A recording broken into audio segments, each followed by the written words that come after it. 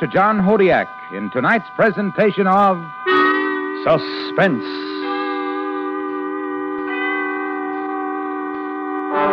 Tonight presents a story based on fact as we recreate the excitement and violence of a fire in an oil field.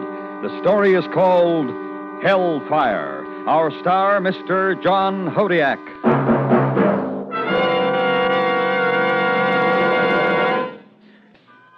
And now presents transcribed Hellfire, starring Mr. John Hodiak, hoping once again to keep you in suspense.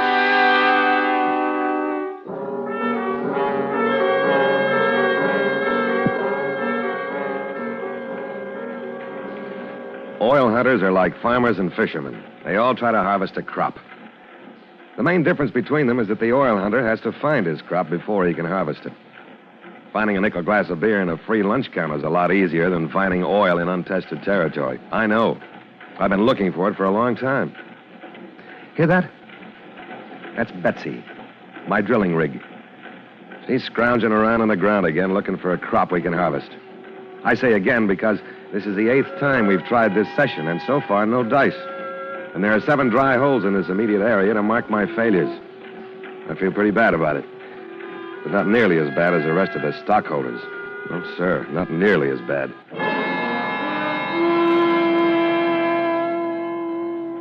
The stockholders are getting impatient, Drake. The way you talked about this field, they felt you would have something for them long before now. Tell them I'm sorry. That isn't enough.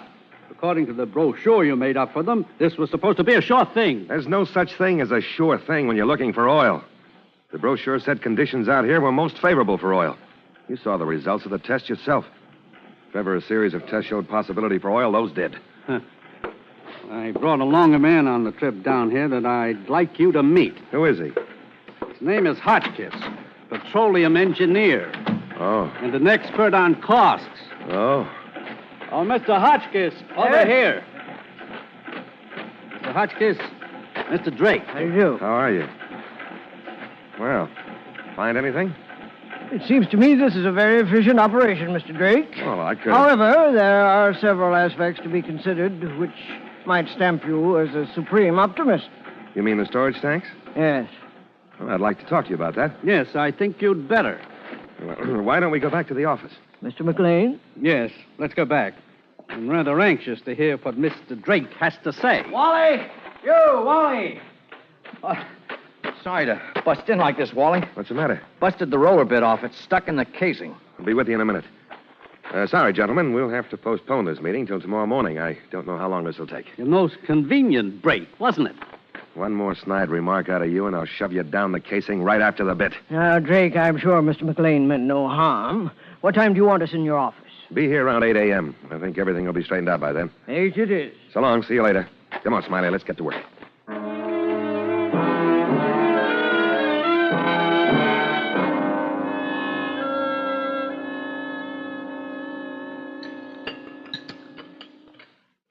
More coffee, Wally? No, thanks, honey. Got to get to the field. McLean and his watchdog will be there at 8. How does it look? I mean, do you still think there's oil? I don't think there's oil. I know it. I won't get another chance to find it if I miss this time.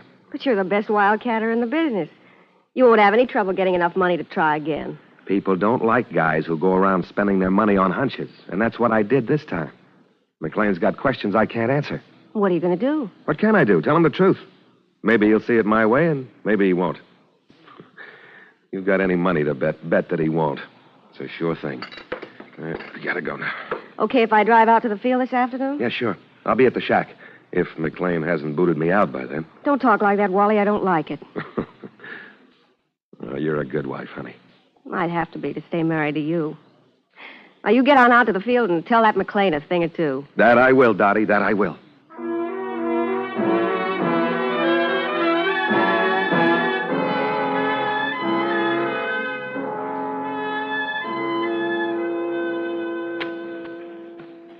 Well, are you satisfied?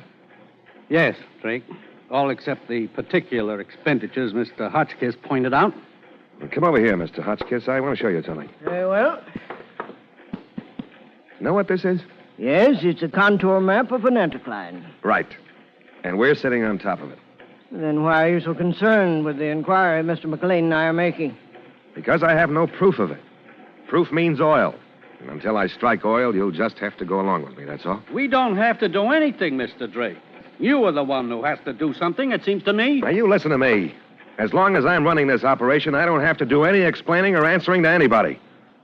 Anytime you think you can get somebody to do the job better, you just buy me out. I happen to own a pretty good chunk of stock, too. I know that. But the block of stockholders I represent have the votes necessary. Hey, Wally! We're in. We're in. We just hit the oil sand. Good. The mud's holding back the pressure now. Get the control head set to go and drag up the tubing. I'll be with you in a couple of minutes. Yes, sir, Wally. Any other questions, gentlemen? Yes, I have one. Go ahead. Where do I go to buy stock in this outfit?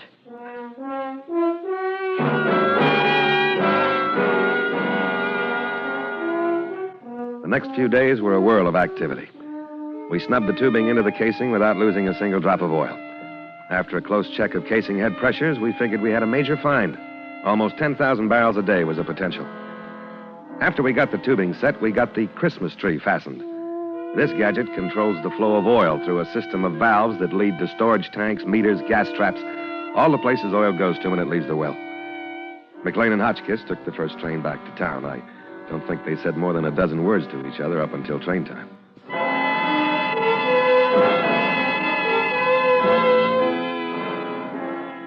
Finally, it was finished, or just about. All it remained to do was start the oil flowing out of the tubing through the Christmas tree into the tanks.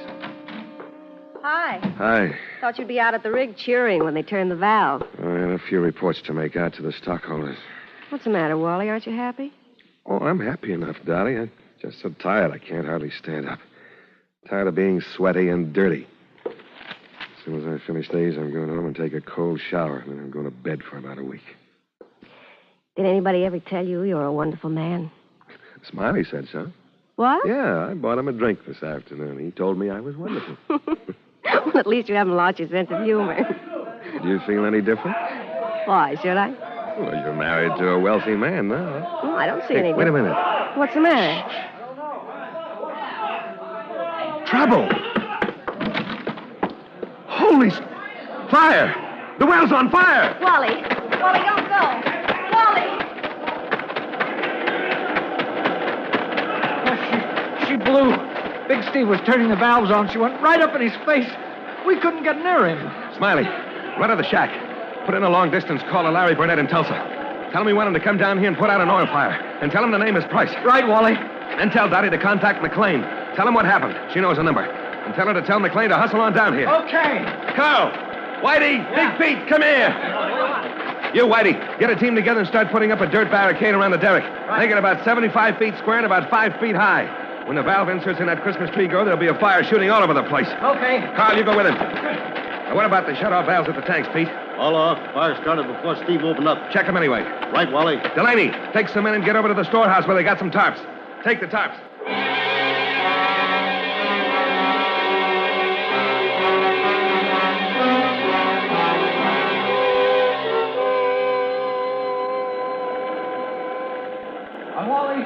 Wally. Over here, Smiley.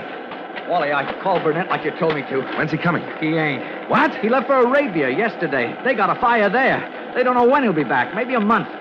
But if the fire eats into the underground pool like it did in Romania in 29, it may be 6 months. Okay, then, come on. Well, where are we going? To the shack. I got a few telephone calls to make. Well, what are you going to do? I'm going to put the fire out myself. But you can't do that, Wally. Why not? Well, what do you know about putting out oil fires? I've seen him do it. I know the oil business. What more do you want? Oh, what about equipment? That's what I'm going to make the phone calls for. I just spoke to McLean. He's flying down here. Good. What are you going to do? Burnett can't come. I'm going to do it myself. But you can. That's what I told him. He can't do it. I say I can, and I'm going to.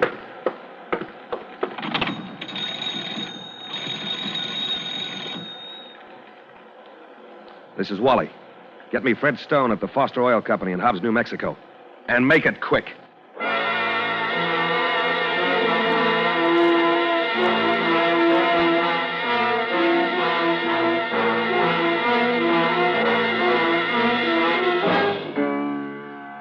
Bringing you Mr. John Hodiak in Hellfire, tonight's presentation in radio's outstanding theater of thrills, Suspense.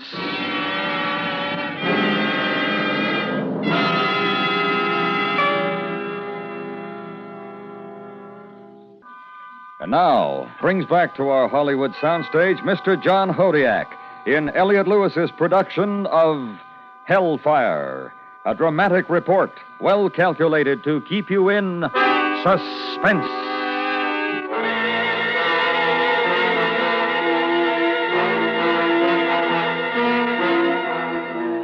When I told Smiley and Dottie I was going to put out my oil fire, I meant it. Only trouble was I wasn't sure I could do it. Oh, I'd seen Burnett snuff him out, but that was his business, and he was the best in his business. Me, I was Wally Drake, sort of a high-class roughneck in the business of looking for oil.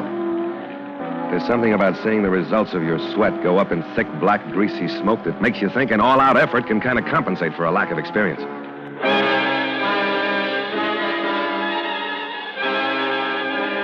I put in a call for some of the things I knew I was going to need. Asbestos equipment, high-pressure pumps and hoses to spray me and keep me from being roasted alive while I was working in there, and some dynamite to use when everything else was set. After I finished my call, Smiley and I went out to look at the fire. I still say you're crazy, Wally. No, I'm not. I just don't want to see all my oil burn up while we wait for Burnett to get back from Arabia. But we might be able to do it another way. What other way? We could set up another rig about 300 yards from here, spud in, and with the right figuring, we could whip stock right into this casing and cut the flow of oil. And how long do you think that would take? Depends on what angle we want to intersect the casing. Can't do it, Smiley. The tolerances would be too critical. Well, what about digging a tunnel? We could start about 100 yards. No, I'm not going to take a chance with anyone's life but mine. You'd let Burnett take a chance, wouldn't you? That's what he gets paid for. Now, Smiley, we'll do it just like I said, with me taking the chance. Well, okay, Wally, but let me help. All right. You're going to handle the water to spray me down. Yeah, okay. First, we got to bust old Betsy up. Break up the derrick? Why? Take a look at it. Most of the lower part is white hot now. If I get the fire out without getting rid of that white hot steel, the fire would start again as soon as the gas hit it. Well, how are you going to do it? Push it over? In a way, yeah. I'm going to set 2 dynamite charges against the base of it and blow it over. But how do you know which way it'll fall? I don't. I'm not an expert. But it might fall. Yes, it might. Well, once the rig is down, then Hey, we... Wally, stuff you sent for us here. Delaney's getting the pump hooked up now, and the dynamite's up to the shack. Oh, thanks, Pete. Come on, Smiley. Smiley? Yeah? I'm scared. So am I. If things sort of don't go right, see that McLean gives Dottie a square deal on the stock. Sure, pal.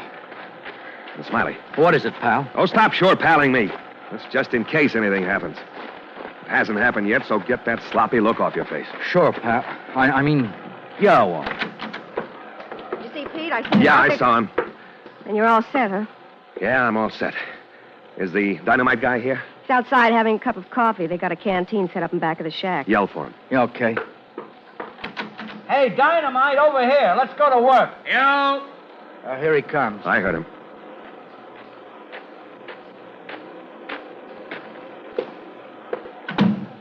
My name is Collins, not Dynamite. Mind if I bring my coffee in with me? No, only don't slop it on the floor. Sorry. What do you want to know? Can you rig up a charge that'll knock out 2 legs of the rig? That's my business. Of course I can. Will I have to set 2 separate charges, or can you make one charge do it? Any way you want it. How long will it take to get the charges ready? I said, how long will it... I heard you, mister. Give me a chance to drink my coffee. It's getting cold. Hey, listen, Hold you. it, Smiley. Who sent you here, Dynamite? My name is Collins. I said, who sent you here, Dynamite? Stone over at Foster Oil said you needed a man with dynamite savvy. He sent me. Well, I'm the guy who needs you because I'm the guy going into the fire. I got a lot of questions to ask. I'm in a hurry. And if you want to talk with that coffee cup shoved down your throat, just tell me. Either way, I want answers, and I want them quick and civil. Now make up your mind. How do you want to answer me, with or without the coffee cup? No offense, mister. Mr. Drake. Mr. Drake. What do you want to know? How long will it take? How do you want the dynamite? What's the best way? Jellied. We can put it in a can, wrap it in asbestos, and get out in plenty of time if the fire's not too close. How soon can we go? Well, by the time you get all the other stuff ready, I'll be ready. See you out there. Okay. Collins, Yeah? you forgot your coffee. Ah, thanks.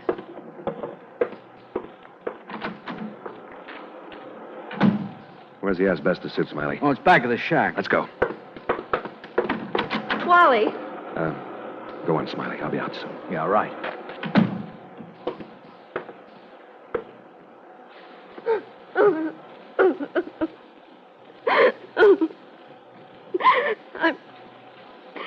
I'm sorry, Wally. I'm sorry. I'm not really heroic. I can't act the part of the brave wife sending her husband out to... Oh, Wally, please don't go. I'm so afraid. I got her, honey. That thing's burning up about $10,000, $15,000 a day. I got her. I don't care if it burns up $1 million a day. Don't go. Dottie. Dottie. What? Have you ever known me to take wild chances? Oh, sure, I play a hunch as far as it'll stretch, but have I ever gone overboard on a pipe dream? No. Then you must know that I wouldn't be doing this if I didn't think I could finish it up right, don't you? Dottie, don't you? But, Wally, I'm so frightened. Well, be a little anxious, maybe, but don't be frightened. You stay right here. Don't come out there. I'll be back to see you as soon as we knock old Betsy over on her side, okay? Okay, Wally. See you, honey.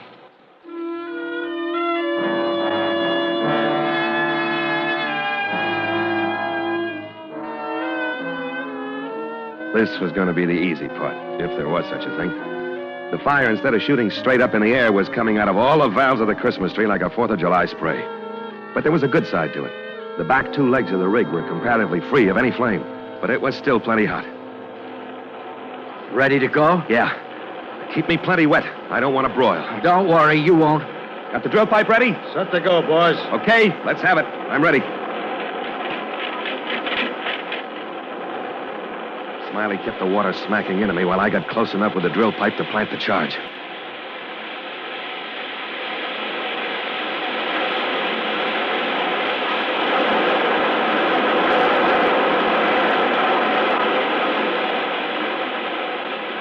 Then I retreated, paying out the insulated cable as I went.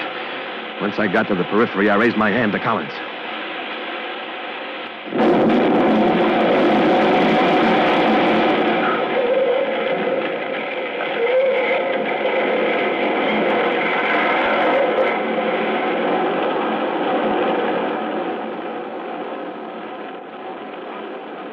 Here, Wally. Let me get that thing off your head. Wow. And now get the rest of this thing off. How'd it go? Great, huh, Collins? Real great. You did real good. What now? Now we gotta knock that Christmas tree off the tubing. You can't get close enough of that. Even with that monkey suit, you'd be ashes before you got one turn completed. Yeah. Get Pete and Whitey for me. Pete! Oh, Pete, Whitey, come here. Now, what are you going to do? I think I know how I can knock that gadget off. What's up, Smiley? I got a job for you guys. Hiya, Whitey. Hiya, Wally. I want you guys to get me a 50-foot section of casing and a 50-foot section of tubing. We got it. It's right Then on. I want you to put the tubing into the casing and weld it so that we can run water between the two of them. What's that gonna do? It's going to give me a water-cooled boom that I can swing from a bulldozer to knock the Christmas tree off. It might take a few hours. Okay, but hurry up. All right, Whitey, get the tubing. Right. Now, you, Pete, see about the casing. I'll go over to the tubing.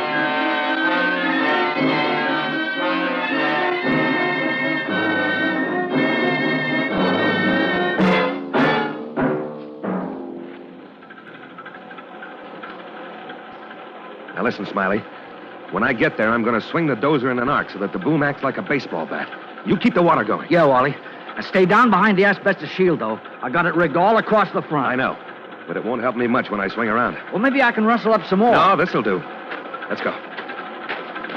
Don't forget now, Smiley, the water. Keep it going. I got you. Pete, Go. you stay on the hose with Smiley. Will do. Everything else clear to you guys? Yeah, sure. All right. Okay, then I'm shoving off.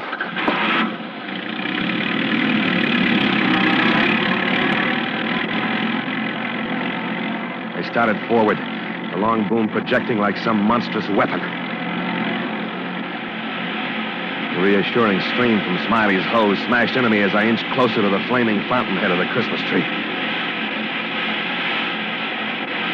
As the end of the boom passed about 20 feet to the left of it, I pulled the right tread of the dozer to a slithering stop.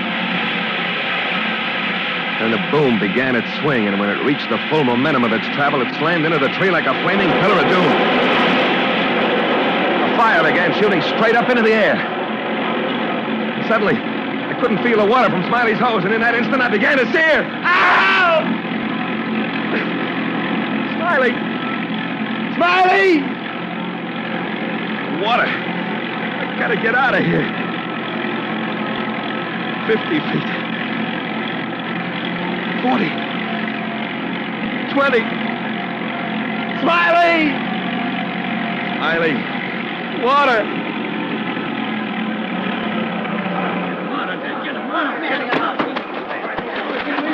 Hey, Wally.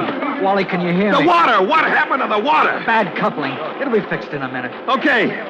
I'll be ready for the big blast then. Oh, but you're burned. Let me do it. I'll be all right. This is the easy part. With the Christmas tree off, I can set the dynamite under the fire. I won't let you. Yes, you will. But Dottie... Dottie won't know. Collins, Yeah, Wally? how much will it take? Oh, at least 7-8 gallons of the jellied stuff. Get it ready. Wally? Yeah. I'll do it. I know how to place this stuff. Just get it ready. I'll take it in. Whatever you say. That's what I say. Get going.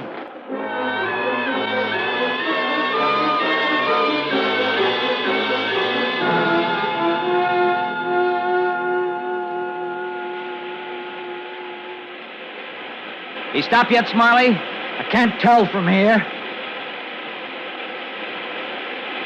Hey, Pete, a little more beef on this hose. My hand's cramping. I got it, Smiley.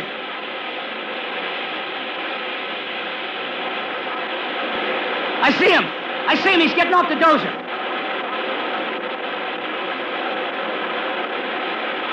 Swing left a little, Pete. Where? I can't see. Left of the dozer. See? Over there. Yeah, I see him now. Where's he going? I think he's heading for the drawworks. Splash him, Pete! He's almost out of range.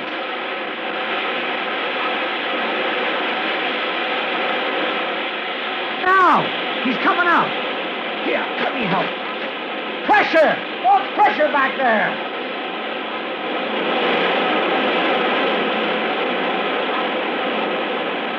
Here he comes. Oh, come on, Wally. I don't think he... I better go after. No. Stay on the hose. Oh, Wally, come on.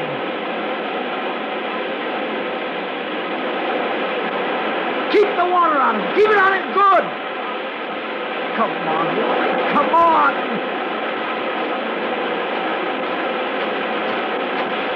He's in the clear. All right, now, Collins, let her go. She's gone.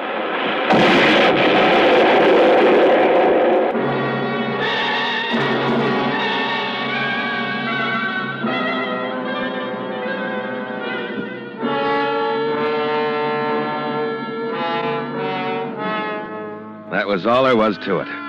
Like a blast from the lungs of 1,000 typhoons, the dynamite snuffed out the fire as if it were a giant birthday candle.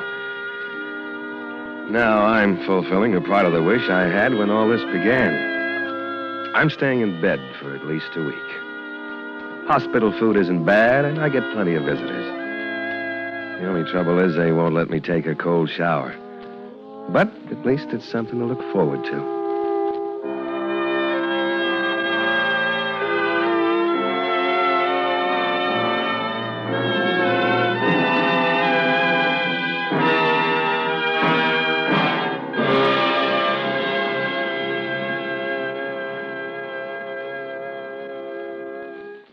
Suspense. Tonight's star, Mr. John Hodiak. Next week, Suspense.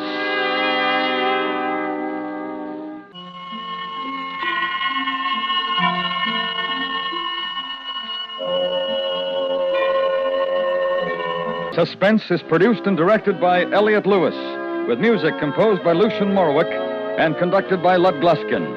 Portions of this program were transcribed. Hellfire was written for Suspense by Ross Murray. In tonight's story, Joseph Kearns was heard as Smiley, Clayton Post as Pete, Charlotte Lawrence as Dottie, and Jerry Hausner as Collins. Featured in the cast were Junius Matthews, Herb Butterfield, and Dick Ryan.